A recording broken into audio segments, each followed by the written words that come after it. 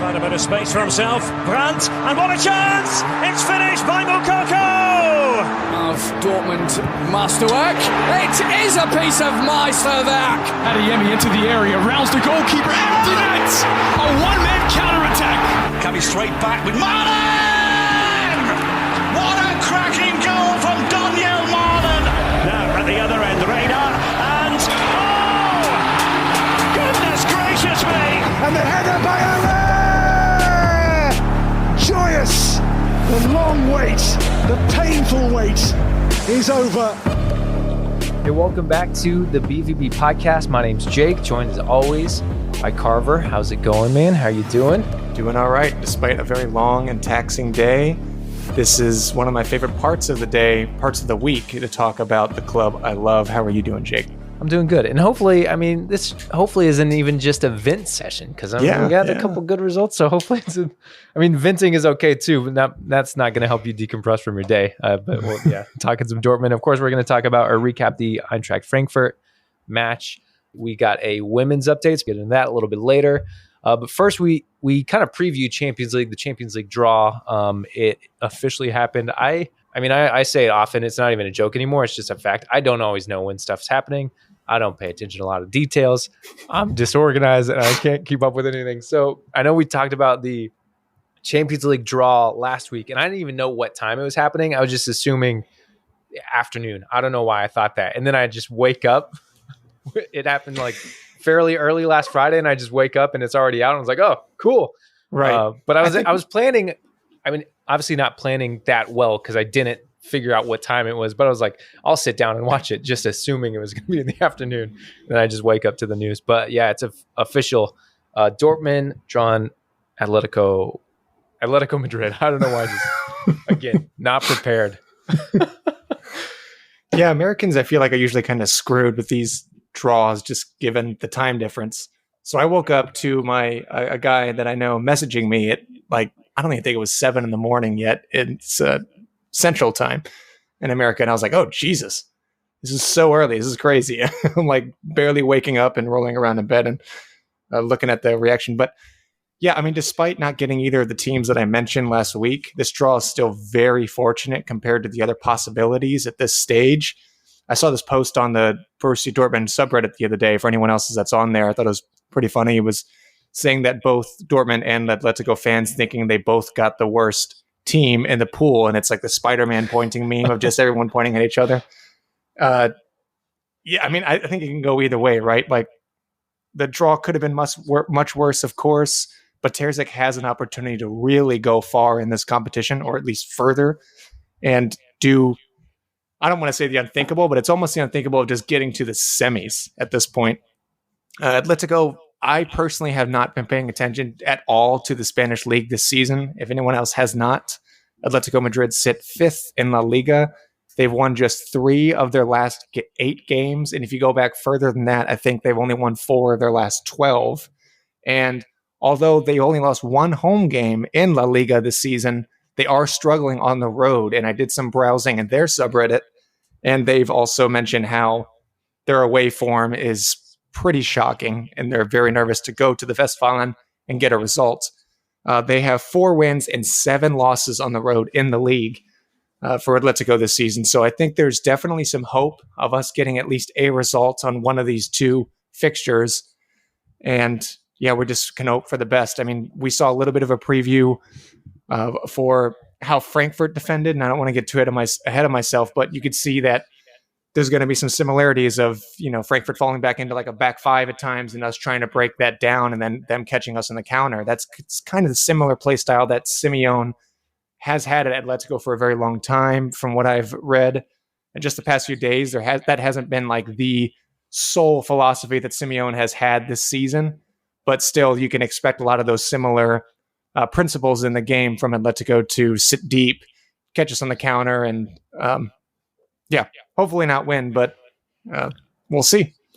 Yeah. Well, first of all, I like how I just openly say that I'm never prepared, and Carver's like digging into all the subreddits of everything to find all the information. That's why this works out great. It was just a quick browse. That's all it was. I did a few little scrolls with the finger on one of their threads. That was it. This is why it works, though, because I just let Carver do all the talking, and then I edit the audio at the end of it, and everything's great. No, so I mean, you touched on. I was going to talk about styles too, like Atletico. It's pretty, I think, well known the style of play. I think there was a big discussion. I don't know if it was last year or the year before when they played Man City, and there was like, was it Pep Guardiola who was complaining about this style of play? Maybe it was another coach. But just like you're destroying the beautiful game by playing this sit back football. But on that, like, it's going to be interesting to see how we approach it, I guess, because in the Champions League we have taken a more counter-attacking approach. So, right. And if we play more attacking, which of course is probably what they want, like, are we going to be prepared for their counters? Because that's where we're sometimes susceptible as well. So it'll be interesting to see how we approach it. But yeah, I mean, given everyone who's left in this tournament, yeah, I would like to take them, not only because, I mean, they're a big club, obviously, like they're a huge club in Spain. They're not Real Madrid. It's not Barcelona. It's not Bayern Munich. They're not up in that echelon. They're still a massive club, and they perform well. They always usually have a good run in the Champions League. I'm not trying to belittle that at all, but just given their form, like you mentioned, their away form, they're sitting fifth in La Liga. So like, yeah, out of everyone we could have drawn, this is probably the best case scenario. And I completely understand if they feel that way too. Right. And I do want to just appreciate, I know the last couple seasons, something like we've hit on as fans, it's just like we want to see a good Champions League run, which we haven't seen in a long time. And like, we're in it. Like, I'm so appreciative that we're now in the quarterfinals. And I think we do have a good opportunity to push on. And on our side of the table or bracket, also, like, so we can move on and to face, who is it? Barcelona and PSG is the potential next opponent in the semifinals. And then the potential, so we get past that, move on to the finals. The opponents are then Arsenal, Bayern Munich, Real Madrid, and Manchester City. I think I said before too, like, I would be happy taking Barcelona because I feel like they have a slip up in them. Mm-hmm. So I think it just feels like we're on the right side of the table. Oh, totally. Too. Yeah. So and again, I'm happy that we have made it this far. I'm happy that we've been performing well because that's what I've kind of been wanting to see. Yeah. So I don't know. It's going to be interesting to see how we approach the matches. But yeah, definitely happy with the draw. The last thing I'll say, if anyone else hasn't thought about it yet, just imagine the coaching styles of Terzic ball and Simeone ball. I mean, interesting is a word I would use, but I think that almost undermines the kind of football that we're going to see in 2 weeks' time. Because yeah, those clashing ideas for styles of play are just, I don't have another word for it at the moment. Just interesting. I guess I haven't paid enough attention to how they line up specifically, and I don't think they need to rely on him for this position. But how crazy would it be if we saw Axel Witsel center back for Atleti and then Emre Can center back for Dortmund? Yeah. It'd be a clash of the center back titans. I don't know. Right. It's very likely too. I mean, Witsel has been playing, looks like a lot of minutes under Simeone, like you mentioned, at center back. So has he? Okay, I wasn't sure if that was actually happening. Oh, cool. At his age, and I remember, which is crazy too, right? Because Simeone has such a high work rate style, especially when it comes to just tracking back. And everyone who paid attention to Witsel and just Dortmund as a whole in the last year and a half or so of Witzel's stint here at Dortmund. I mean, of course, he had the very long, harsh injury. But before that, too, you could see he was starting to lose his legs. So it's crazy that he picked up and he went to a team that demanded more of that kind of physicality and energy from him. And he's still at that top level and performing. So, yeah, it'll be a homecoming for him, too. Yeah. Shout out Axel Witsel. I don't remember if it was his final game in the black and yellow, but I do remember he kind of we sent him off and he gave us a nice banger to leave us with. In one of the last matches of the season, he had a nice goal towards the end. It might have been in a Wolfsburg thrashing game. if I remember correctly. I'm not sure. I can't remember either. I'm probably honestly. wrong. Given my track record, I'm probably wrong. Anyways, okay. Yeah, we are going to get into Dortmund women's later on, as I said, but let's talk Eintracht Frankfurt. And I'm just going to start. So there was we love Derek Ray, commentator extraordinaire on the Bundesliga. If you don't follow Derek Ray on Instagram either, I'm just going to say, if you just need some happiness in your life, just go follow Derek Ray. He's the Love best. that man. But so at the start of this match, he had a quote, and I was kind of after I went back to this quote after the result, and it just made me want to change my whole perspective, because I feel like we've been super pessimistic all season long, and no, it hasn't been fantastic. It hasn't been a great year, but we're still just grinding along. We seem to be getting some results maybe when we need it. And if anyone disagrees or argue, like, that's fine. Me personally, though, I'm going to be super happy with the wins against PSV, with this win against Eintracht Frankfurt, even if the football's not always there. And this quote from Derek Ray, he said, "For much of this calendar year so far, we've been focusing on the problems these sides have," talking about Eintracht and Dortmund. And they were talking about the recent records, which brought up this quote. And us having one loss in the last 11 prompted this quote. And I'm just like, just got me thinking more about the position we're in with Terzic and everything. And everyone's so mad. And I mean, I'm mad at Terzic too. And I think maybe we're still going to change coaches. But I look back to last year and I just think, man, we probably just overperformed so much. We came into this season knowing that we needed to sign a lot more players, knowing we're pretty short on our roster list, and knowing that Terzic doesn't have all the experience, right? But we came so close last year. So like our expectations are super high. And I think I'm just going to sit back and relax and be like, hey, we're doing fine. We're kind of in a rebuilding stage. Hopefully things get better. But for right now, I mean, obviously I'm going to be very upset if we don't land in the top 4 and don't get a Champions League spot. But I'm also trying to accept that maybe it's okay if Champions League 4th place is where we land at the end of the season. Yeah, go ahead and clip that for anyone that's listening and play that back in 2 weeks' time once we leave Munich, or even really any fixture in the coming month, because this spell of games for the next 7-8 fixtures are truly, and I mentioned already plenty of times before, I don't need to do it again, but it's just going to be so unbelievably tough. Grinding out results. I'm going to say grinding out a result of these next 5-6 games would be not a win, but I would say almost expected, just given the multitude of the challenges coming for us. And it starts with Frankfurt. Every point matters this point going forward. I mean, just with top 4 remains in jeopardy with Leipzig just behind us. The minute we slip up, they can capitalize and jump in front of us, which is just nothing. That's the unthinkable. Is we do not want to lose a Champions League spot, let alone to the Cans and fucking Marco Rosa of all people too.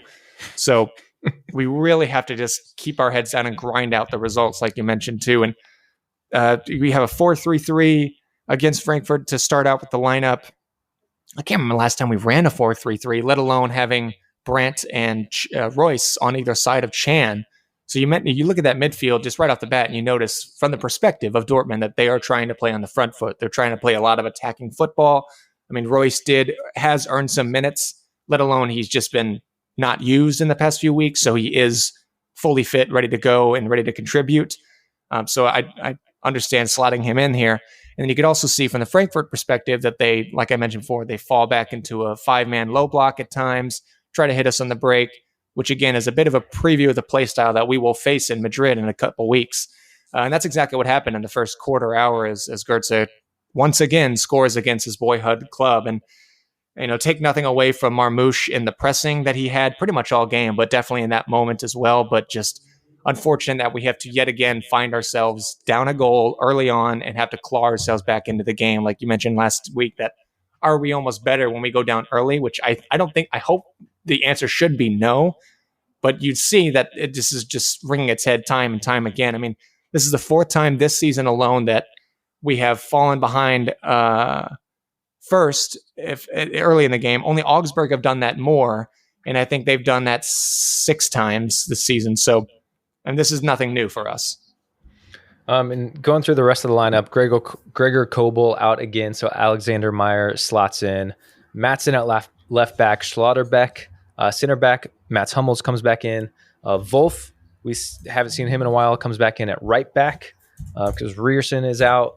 Like you said, Brandt, Chan, and Royce in the middle with Malen, Fulkrug, and Adeyemi up top. So, on the note, like my spiel that I gave from the quote, like I think we all agree, like we need more players. We need a deeper roster.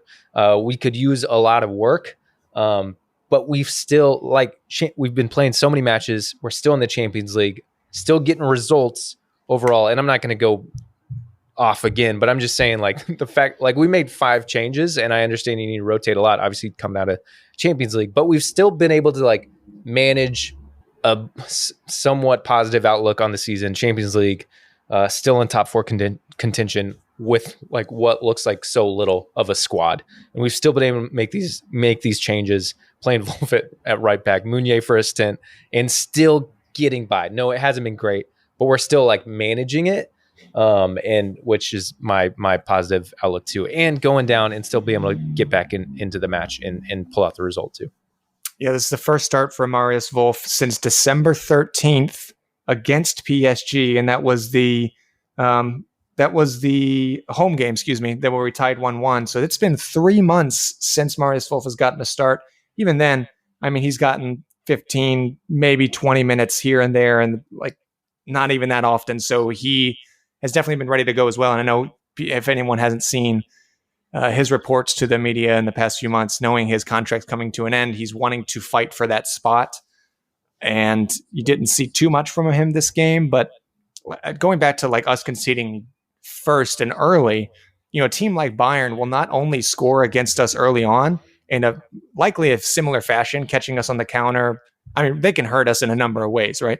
But they simply will not allow us back into the game, unlike Frankfurt or the other 3 or 4 oppositions that I mentioned before that has done that to us this season. I mean, Terzic and some of the players mentioned that in the post game that we remain calm against Frankfurt despite the early deficit, but that just will not be the reality in Munich. In Munich in 2 weeks' time, they are a team that are going to put the foot on the opposition's throat and continue to demolish you.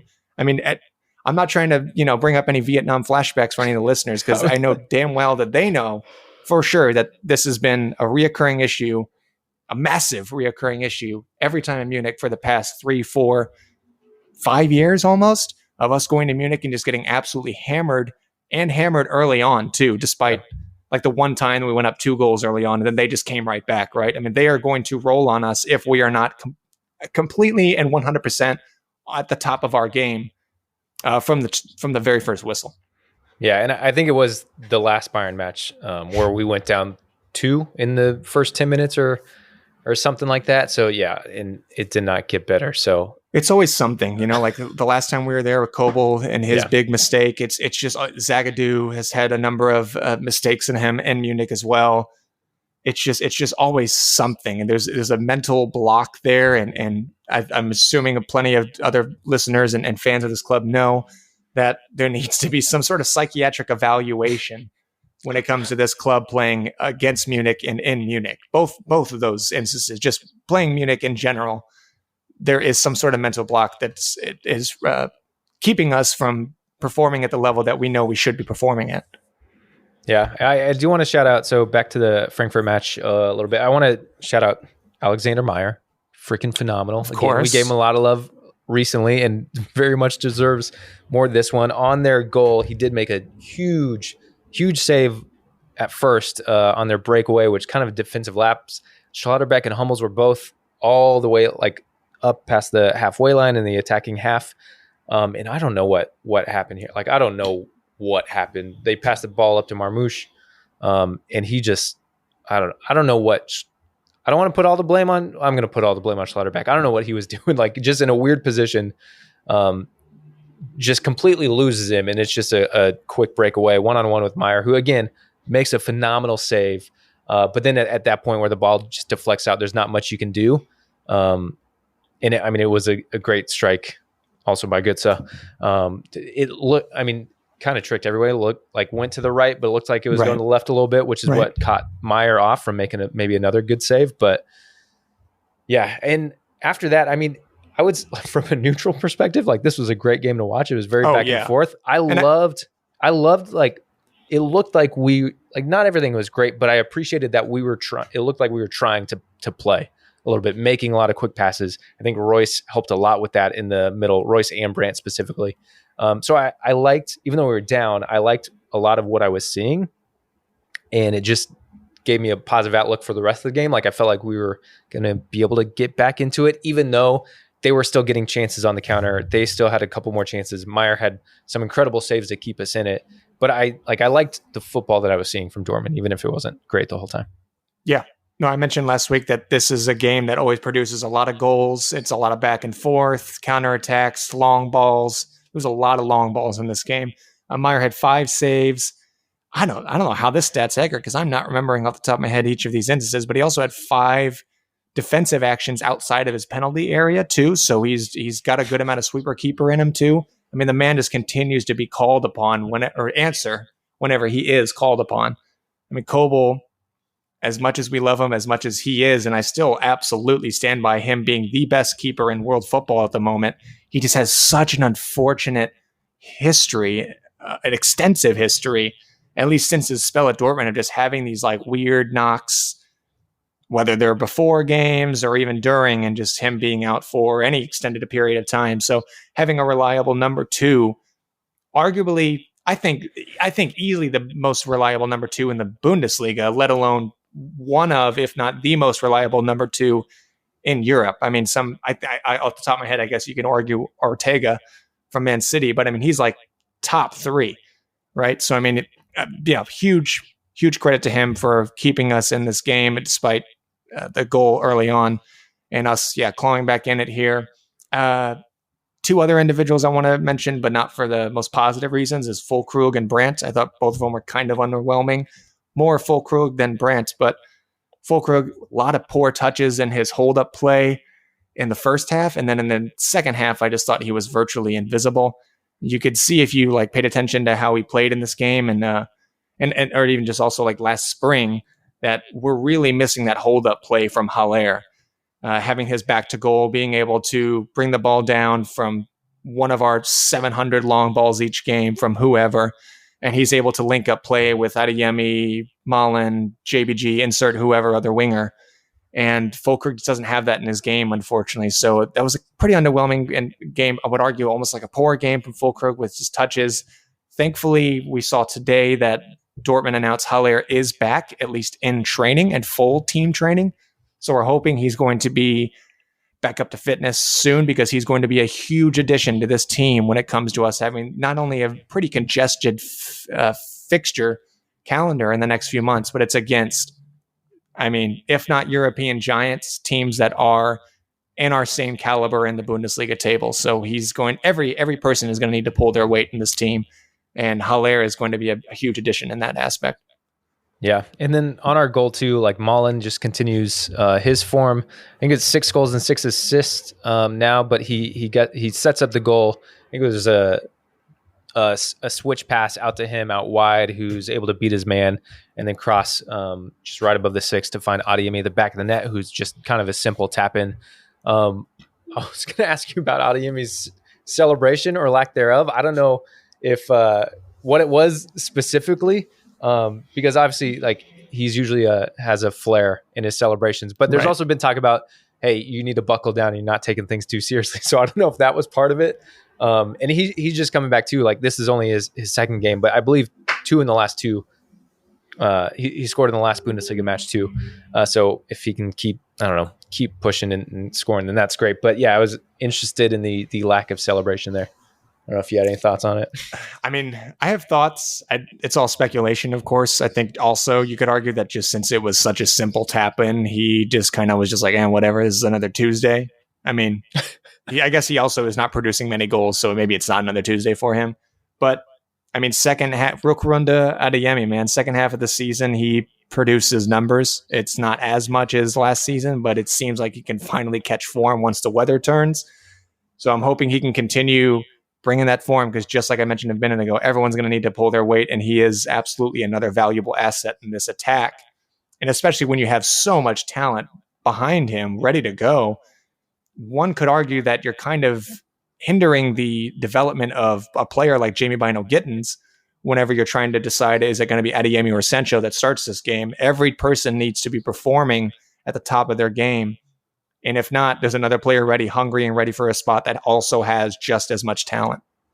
Yeah, and we didn't mention it with the starting 11, but Sancho, if you watched the match, you heard, but Sancho had a little bit of a knock at the end of the PSV game, which is why he didn't play. Mm-hmm. Is Duranville, he's been on the bench, so we haven't really seen him yet. I don't know if he's still struggling at all a little bit, but it'd be interesting to see him. And then he was out of this, if I'm remembering correctly, he was also like out of the squad for 2 weeks, and then he was back against Frankfurt, so who fucking knows with him, man? I mean, he's still so young, and right. Since we do have a little bit more depth, like we have Sancho, who maybe wasn't fully available for this match, but like you said, JBG, who came in and was able to win the penalty towards the end. The second goal too, just show Malen a little more love. He kind of had the breakaway, gets taken down with a tactical foul, which leads to the free kick for Brandt to Hummels to take the lead late, which is fantastic.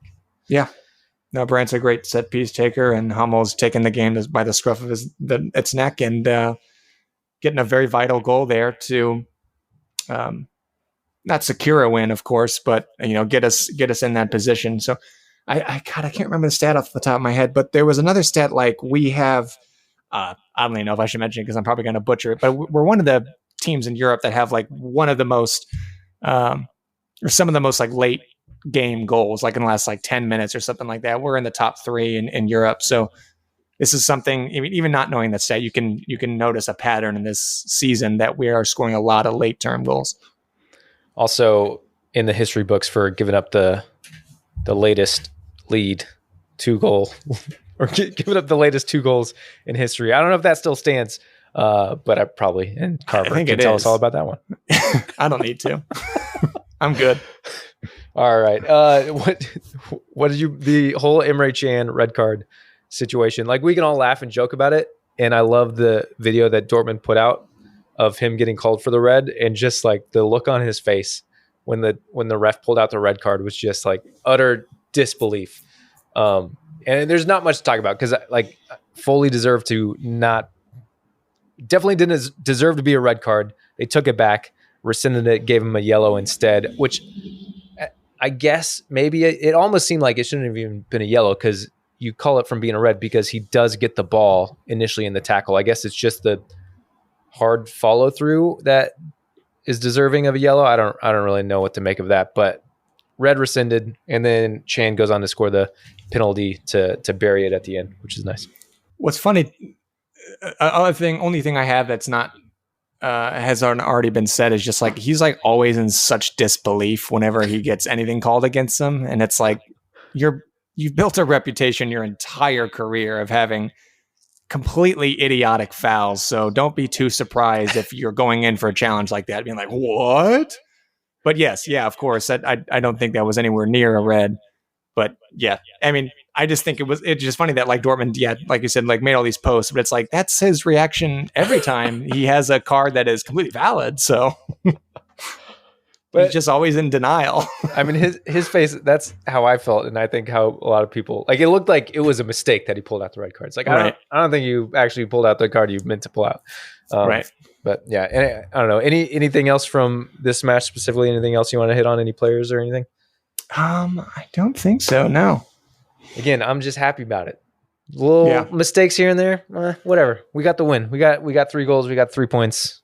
I'll take it. And yeah, as you mentioned, Bayern. We are getting into the international break, which is only positive. Although the thing that gets me is I feel like we always play Bayern after an international break, and it's.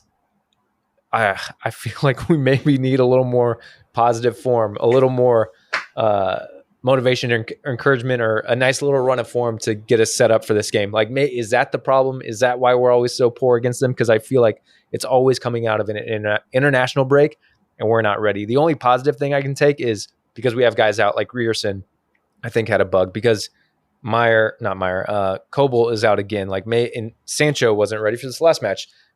Maybe we'll be healthy coming out at the end of it. And we don't have that many guys going off on international duty.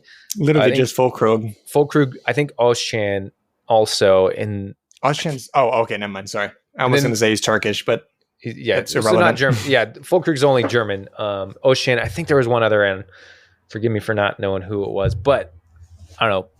Looks like positive signs for having a healthy squad for this Bayern match, which isn't until March 30th. So we got some time. But you have anything on Bayern? And we kind of hit it all, or do you want to get into the BVB Frauen update?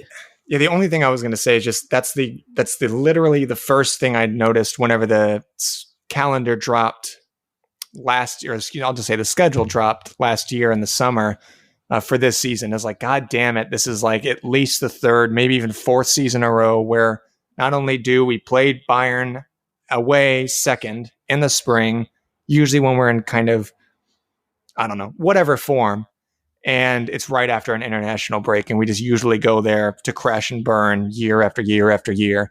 So it's just really unfortunate that we're in the exact same position again.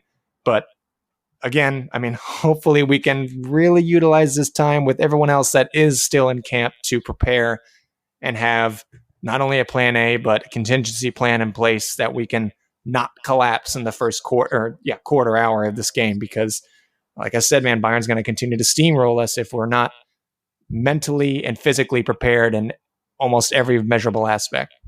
But yeah, let's get into the women's update. Okay. Quick update too. Maybe because everyone on international duty, I was completely wrong. It's not 3. There's more than 3. I'm glad I just pulled it up because it's Fulkrug. Maybe it was 3 initially and then more guys got called up. I don't know.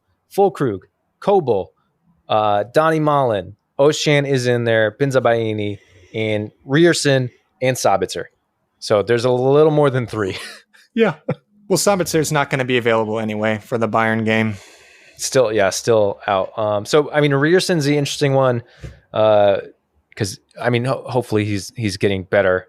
Ryerson and then Kobel, obviously, 2 interesting ones since they were unavailable. And then, just Malen, please don't get hurt. Yeah. Maybe pick up a few goals to grab some confidence, too. He's already really red hot. But anyway, let's get into the women's update. It's been months since we've done this, and I sincerely apologize for that. I don't know. I don't have a good excuse. I would like to do it more regularly. Let me start off by saying, if anyone is interested in further information about the women's team, there are a few resources that I highly recommend. A few that I've mentioned before. You can go to fussball.de to find out, some information about not only the women's team, but just the league that they're in.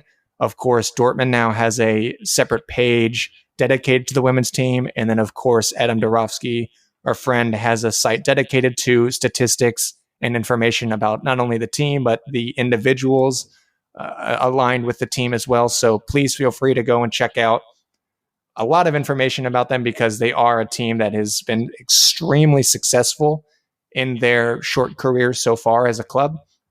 They currently are at the top of the Landesliga, which is, according to the German women's football pyramid that I'm looking at, I could be wrong, but this is just the pyramid that I found online. That is the 5th division in German women's football. Below them, in second place, is Borussia Dortmund. Probably butchered that as well, but they have 32 points. Borussia Dortmund have 46. So we're not only in first, but we have a big cushion between us and second place. Our goal differential is still very video game-like, with 70 plus 78. You have 81 goals scored in this league, 3 goals conceded, which is unfreaking believable. I mean, it's one thing to win a lot of games, but it's also 3 goals conceded is unfreaking believable. Some names we mentioned before from last year continue to put up numbers, such as Maria Reinhardt, who is the top scorer of the club with 14 goals. Not top scorer in the league, but for Dortmund. And just below her is Marie Grote. Both players have been on the team before when we've mentioned the team in the past. She has 13 goals. The next match for the Dortmund Frauen is against Bayer Leverkusen 2, which is this weekend. It's a friendly match. The next competitive match is in the Verbandspokal versus Arminia Bielefeld, which again, according to the same football pyramid, Bielefeld is in the 3rd division. So this will be a bit of a jump when it comes to competition. Hopefully we can still have that same goal scoring record against them and prove ourselves against, clubs that are in higher divisions. We've done that before. I think we can continue to do that. So again, it'll be a bit more competitive game compared to what we are seeing in that league. But their next league game in the Landesliga is on April 7th. And that is against, who I mentioned already, Borussia Dortmund, who's in 2nd place. So you have 1st place against 2nd place on April 7th. I don't have the time. It may have been on the same site, but I just didn't see it. And I might have scrolled over it. I'm not sure. But either way, April 7th is the next competitive game in the league. And that'll be another chance to even further widen the gap between 1st and 2nd and have the Dortmund women's team promoted yet again. So if you're not up to date with the women's team, this is our, is this our 2nd season? It might be our 2nd or 3rd. And now I'm really feeling bad that I don't know. It's either the 2nd or 3rd season. Of course, we were promoted last year regardless, and we had very similar goal differential. The girls are flying. We do have a little bit slightly different coaching staff, some new additions in terms of personnel for players. We still have a good core group of the mix of players that we had from last year. So, it's easy to not only check out some of these players, but also stick with some of the same players that have been around and are committed to this project. Overall, very exciting, very happy for this team, and excited to see what's in store for the future, because this is a team that, unlike the men's team, is actually continuing to win and dominate. If you need some of the optimistic Kool-Aid I'm drinking, just watch the Dortmund women's. Just watch the Dortmund women's team, yeah. And I mean, this is a cool time. I know, we haven't done an update in a long time. We always have links in the description of our podcast. If you haven't looked at that in depth, we'll have these links. Everything that Carver mentioned will be in the description, but we put those in the episode week after week so that you can always follow along. And just with the matches coming up, if this is your first time hearing about the Dortmund women's team, it seems like they have some really cool matches. This is a good time to pay attention. The fact that they're playing Leverkusen 2, the fact that they're playing the 2nd team in the league, or the team in 2nd position in the upcoming league, and then that cup match against Bielefeld, who's a couple divisions above them. Some really cool competition. You're seeing some familiar teams too. It's not like it's all these small clubs you haven't heard of, like I said, Leverkusen, Bielefeld. And it's going to be really good competition too, because obviously the goal is to get promoted, keep climbing the pyramid. The club made the decision to not buy a 3rd tier team and just work their way from there, but start at the very entry level basically and climb up the whole pyramid. So build a club from the ground up. Yeah. So and seeing the competition against Bielefeld is going to be it's just a nice tester, to see where we are, see how much growth there's obviously going to be room for improvement over the next couple of years, but to kind of see if we're almost at that level. So really good barometer is what the word I was thinking of, and I couldn't. Yeah. So I was just babbling, but yeah, some cool competitions coming up. So make sure you check the links in the description of this episode to find more about the Dortmund women's team. I did see it's 5:30 local time for that game against Borussia Dortmund. So, 5:30 was at 10:30 Central Time here in America about. So yeah, check that out. It's of course going to be at a time that it seems pretty accessible. And again, check out any of the resources that I mentioned before, or just provided in the description, and you can get a lot more information that I've just spewed here at you.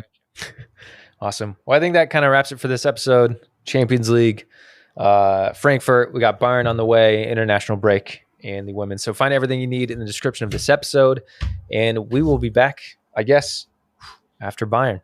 It'll be with a guest. With a special guest. It'll be a fun one. All right, guys, we appreciate it. We'll see you later.